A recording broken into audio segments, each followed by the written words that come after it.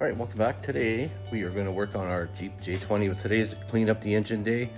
Last time we did some work with the clutch. Today we're going to clean up the engine, run new fuel, exhaust manifold gaskets, then the fuel line, a couple other things to do before we sit the cab forward back down onto the frame, and then the body work can actually start.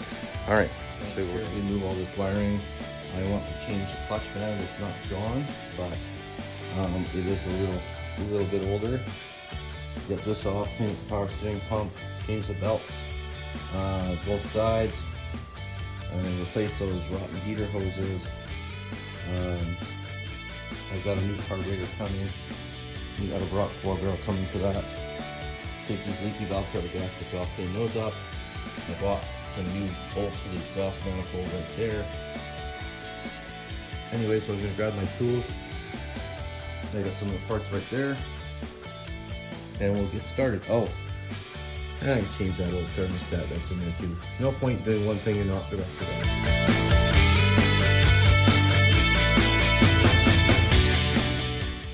Alright, so I decided to do the water pump. We had one at the store, so I bought it.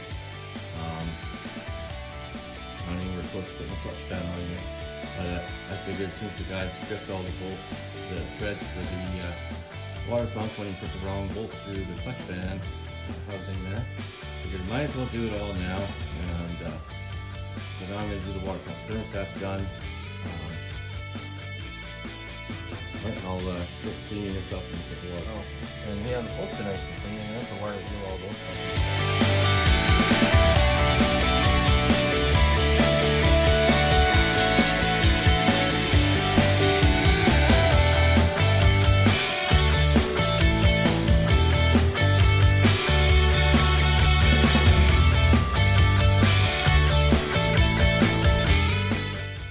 So anyways, I started taking the valve cover off, and I can't believe how clean after all these years it still is in there. I mean, it sat most of its life, so I'm a little shocked. Anyways, I'm gonna get back to cleaning said valve cover right away, and putting gasket on said valve cover, and re-putting her back on, and calling her good. And then I'll go to the other side. Then we can put the water pump on, which we just received. It's somewhere around here, and I put the bolts in the magnetic thing over there, and then we'll carry on.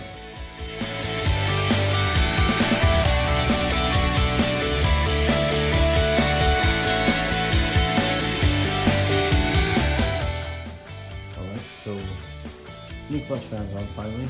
I haven't put the new track over yet. The really alternators bolted in, heater hoses are on. Yeah, and I put the car back on, because that car's going to be changed as soon as I get the new one. Then I gotta remember the second fuel line goes in the filter. I'll look at the manual. More shocks. I got the nut off that one. I tried to do the bottom one, but I think I strained my face. So I'm gonna go cool off in the heat. And yeah. And then come back at it again.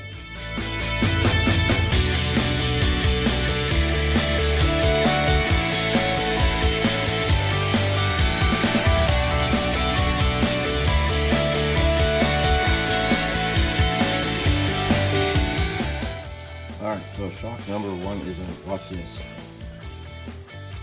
Does not come back in. So I'm gonna install it on there about 2 seconds, the new one. Try to find my little stand that just came in so I can put this on camera. Thanks. Alright, so we've run some metal fuel lines, and I've got to finish it up back there. Battery cables are installed. Just drooped the main wiring over the sides for now. Shocks are on. My next step is going to be to fix this vent line and clip all that to it. And then, well, I'll finish off that cabinet over there.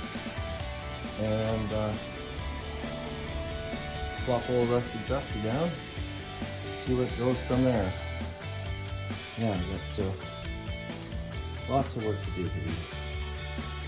I'm not sure where one part starts and another part finishes, but we will get there.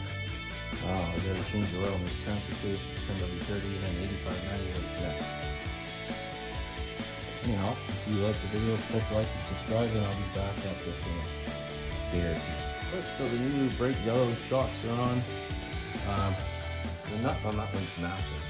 I don't know why it's got such a big nut on one side, smaller than the other. Just personal issues.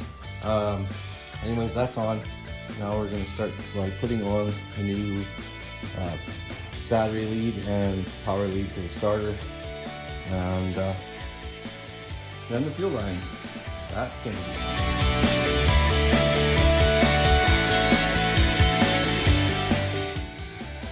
Good morning. So just doing some extra cleanup on the firewall here. Got some work to do there, and then I'm going to splash it one more time, and then hopefully put the heater core system back on, and then fix that up real quick, plop this thing down onto its mount. Then I'll start cutting off rocker panels and hopefully do it right, and I gotta fix the back of that yet. So the plan today, before it gets hot out, is to move those outside and give them a shot of primer after I sand the heck out of those. Well, I'm not done yet. I decided to prime the inner fender just so I can see all the bad spots on it, and prime the fenders. I'll just show you what we did. So I picked this beat up fender, inner fender, off on another one. These the ones I had the 2 rough. I can fix those up. Here's one of the fenders, and over there the other 2 parts. And did some repair priming, some repairs, and then did some priming. Obviously we've got a little bit more to do yet. And then I'm going to start on the back of the cab, probably real quick. If not today, it'll be later today, or it'll be tomorrow. Anyhow, that's that for now. Stay tuned. Alright, good. Almost morning's almost over, but mid-morning. I'm going to be cutting off this cab corner today. And I think I'm going to beat the flange back there, and then cut it there, and then remove this rotted out B-pillar, nice and low here, not going to go all the way up, and cut it through there, and then get the rocker panel off, which is pretty much as close as I can. Alright, I'll get set up. Alright, we've got updates. Trying to save that piece, but I think that piece is going to have to get flubarred somewhere else. And we gotta make a piece for that. Then I have to dig all that extra spray foam out of there. Isn't that just great? Yeah, that's what I thought too. Anyways, never spray foam your vehicles, guys. I'll show you where we're at after we cut this last bit of off.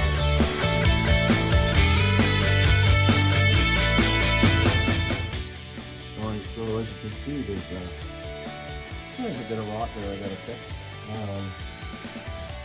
So I'm gonna get that done right now, and then I'm gonna fit the rockers, which have a little bit different shape than I expected, but whatever, we'll make it work. Alright, so I repaired the inner rocker, and I just sat this in place with the vice grips just to give myself a visual. Obviously there's a lot of fitting to do, and some back here. And then I got a grind like crazy right there. Well, back there, of course. But for tonight, that's a wrap. I'm giving myself overtime. Alright, so the rock is placed on. I put the seam sealer on. Got a little bit of welding to do. Then I'll cut and fit that piece. And then I'll do the cab corner. Then the more enjoyable stuff can start. And I'll be back to you shortly.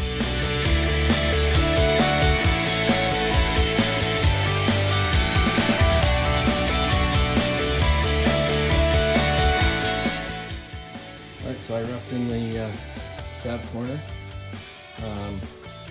Still quite a bit left to do. When I get my next days off, then I'll grind all this down and start filling in. We're going to address that ugly stuff, and then we'll do the rocker and cab corner on that side. I think it turned out not too bad for somebody who's not an auto body guy.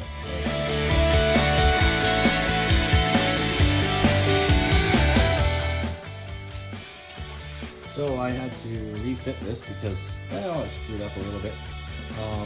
So now we're just gonna get ready to do a little color test. We're looking at this other color, essentially. So I'm just gonna seal off the firewall. And we put the rad support just sat in place for now. Give ourselves an idea what this color looks like sitting on the frame. That's only has one coat on, not even. We'll decide if we're gonna stick with that color or this other one we're gonna test out. And then my next day's off, I've got to do some repair work on there. I just primed it out to keep the moisture out. And yeah, I'll bring you back. So here is the other color we're looking at. It's called Tuscadero Pearl. I don't mind putting different colors on just to get a good idea.